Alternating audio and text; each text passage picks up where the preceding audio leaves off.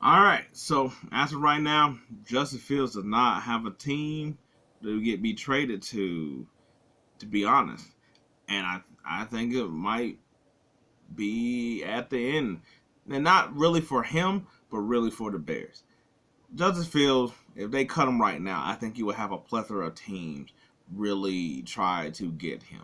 To be honest, whether that's to compete in camp or to be a backup and like waiting or whatever you want to, however you want to describe him, because he's a young backup. But I think it's merely be whatever the Bears are doing, and that's what I think is really holding up the process. And I don't know what their plan is. Now, this has sort of been a weird thing too that people have talked about of, now they're just like, hey, this you might have had your price too high, lower your price. Mac Jones went for a six, so maybe Justin will go for a fourth or something like that, or fifth, and maybe he get traded like on draft day. And free agency right now is really about getting your roster more put, especially because you don't really have to pay him any money. Maybe they're waiting for the Bear to decline his fifth-year option in a way where if he gets with a new team, the team could either just play out that year, or they could give him like a little small contract, which a lot of people are. I was like, which is what I don't understand. So and I'm willing to admit that I'm an idiot with stuff. But why can't they do the same thing they did with Jordan Love, whoever the new team is? Because everybody's like, oh, he makes 4 points something this year, then he'll make 28 if you accept the fifth year option. And I'm like, why you can't just like decline the fifth year and renegotiate how Love did, where Love did like a little small 3 year contract that they could pretty much get out, like they could break at some at any moment of time, and like that way it's not the big money like that holds everything over, but it's also like giving them some money like just in case you get like board and backup money, but it's not high end starter money. I don't understand why they can't do that, where you could give him a small little contract like that. Nobody ever talked about that. But now everybody's sort of the suggestion that's like, hey, do they keep him or and do something else with the trade picks? At this route, the way that they're setting up, like the team is over here grabbing people all in free agency: Kevin Byard, DeAndre Swift, Keenan Allen, Gerald Everett. Um, to that, I'm like, yo, you ain't do none of this shit when it was Justin Field, but now you want to do something because you possibly getting Caleb. All right, cool. So that's weird. But I was like, hey, if you did keep Fields and trade his pick, man, this team could be crazy with the amount of picks. But they're not going to do that. I don't think they're going to. I think they're going to go with Caleb. Um, so now the people like keep Fields and keep Caleb. And everybody's like, no, you can't do that and stuff like that. And I don't understand that either. I was like, everybody's like, nobody does that. And then there's been like there's been an example of Drew Brees and Philip Rivers, which, yeah, I was like, and also Sam Bradford and Carson Wentz. Guess what? Wentz was going to sit back while Sam Bradford plays until Teddy Bridgewater got hurt. Now you could say, for instance, maybe with both of those, is that Bradford was a little, there was the second team from being from the Rams to the Eagles, so you could say that he's a little bit longer in the two, that he's more of a starter at the, of like he's been in the league, we know what he is. Uh, and even with Breeze, even though Breeze was sort of on his way out anyway, but he pretty much have been there for like 3 or 4 years already. But I'm like, so is Fields, and I was like, the thing is, I was like, I think you would have to have a freak, like Teddy Bridgewater got hurt before the season started, so that's the, like, I think the real problem isn't because you can't do the two quarterback thing like people are saying. It's really because the length of time that it would take for maybe a quarterback to go down. You're betting really hard on that happening so early that you could get Fields in there. And even then, I was like, then you just sort of set him up for as disaster. It almost be. I was like, you know, because you're not. I was like, unless you send him like to the Raiders, where it's like a former offense he's ran, that it's going to be hard for that to happen. Think of like Josh Dobbs going from like Arizona to Minnesota. Like after about like 2-3 weeks, they benched Josh Dobbs, which really is because he didn't know he didn't know the playbook. He knew there, but either way, that's sort of what might be with Fields if he goes somewhere that late in the game. Or think about Cam going to New England so late that he pretty much didn't know he couldn't get the playbook to know it in order to do what he needed to do because he didn't go to camps and stuff. And then also I guess during camps, it's like, do you give Fields the stuff, or you give Caleb the stuff? At some point, you're gonna have to, and then also the locker room really likes Fields, and that's to me is another bigger key is that the locker room really likes Fields, and with him being of that high stature while also having his rookie #1 pick coming in, that's what you sort of to me can have. It's different than Sam Bradford having maybe the locker room and Carson Wentz coming in and he's unknownish more so than Caleb Williams that we all know. But at this rate, I was like, I don't know where Fields could go. I thought about Seattle, gone. I was like, the Giants, they're going with Locke and Jones for some damn reason. I was like, they're still the Broncos, but I was like, you think Sean Payton and stubborn ass about to do that? I was like, they're still the Raiders. They only got Minshew there, and I guess Aiden O'Connell if you want to count that. I was like,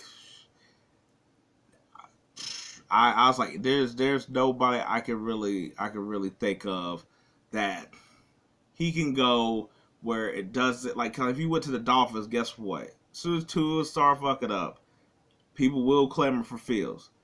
I was like, that will happen. If Tua ain't got his money yet, so it's not secure. He's not secure in the same way.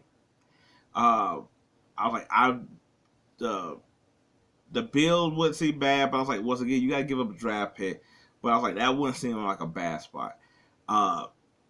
The Chargers with Harbaugh, I would like that, where he could just sit behind Herbert. Herbert does get knick-knacked every time. I mean, every now and then.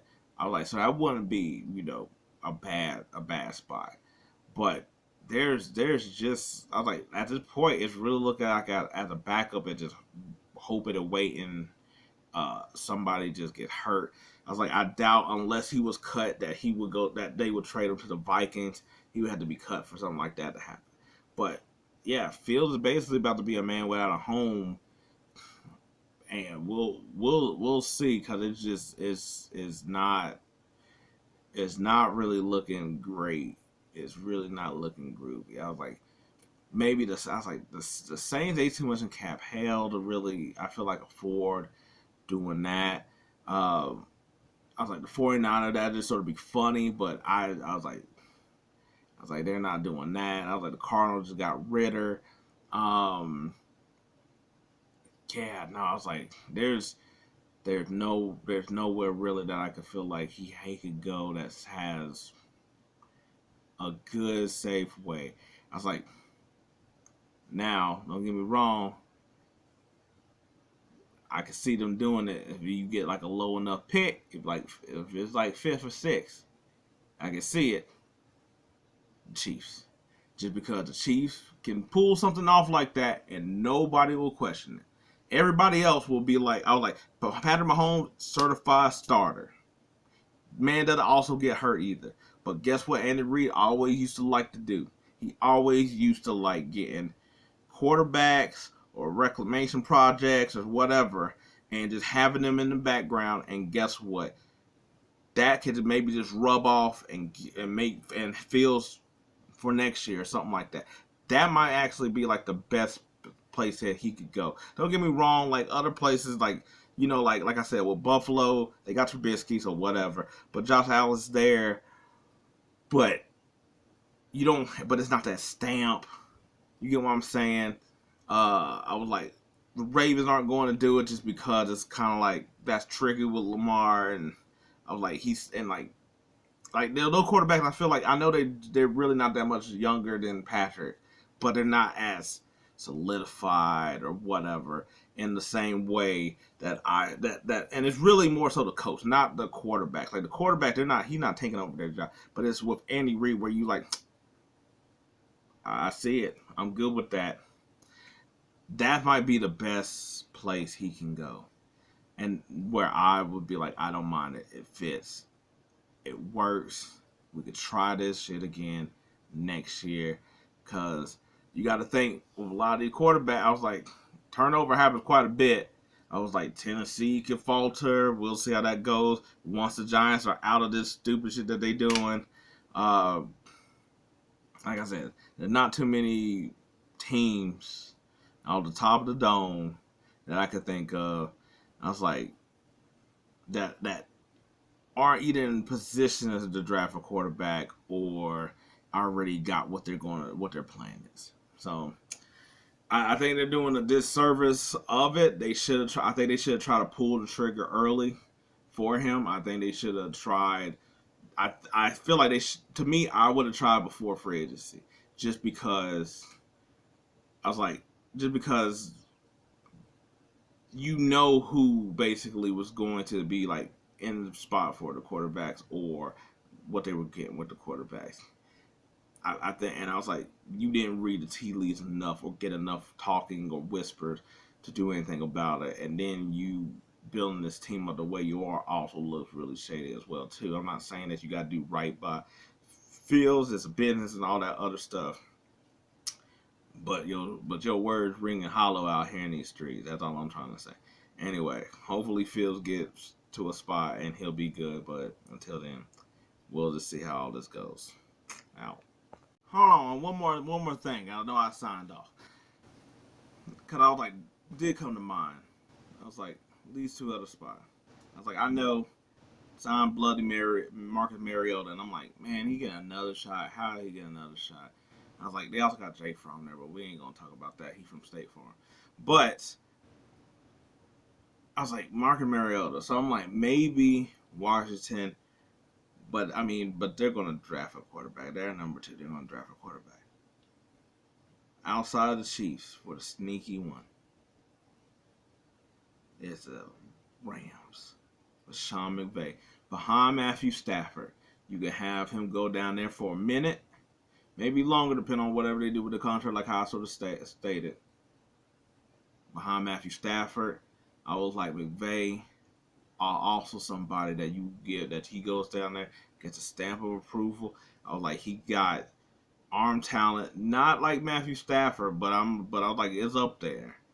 But also with the dynamic ability to also run and stuff like that. Can you think about him if McVay can hone that, or say that Stafford just plays out his contract and you got this young guy on like a reasonable contract there?